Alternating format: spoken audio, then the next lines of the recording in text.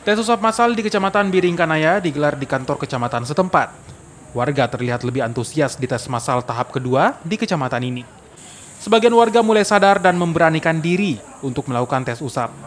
Tes usap massal ini merupakan tes usap gelombang ketiga setelah sebelumnya digelar pada September 2020 lalu. Tidak sesuai ekspektasiku karena biasa kalau dilihat di video kayak natusuk sampai masuk, tapi ini enggak. Untuk masyarakat jangan takut untuk swab karena ini enggak sakit dan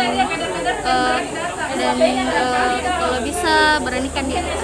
Pada tahap pertama kecamatan ada beberapa kecamatan yang tidak memenuhi target, termasuk Kecamatan Biringkanaya.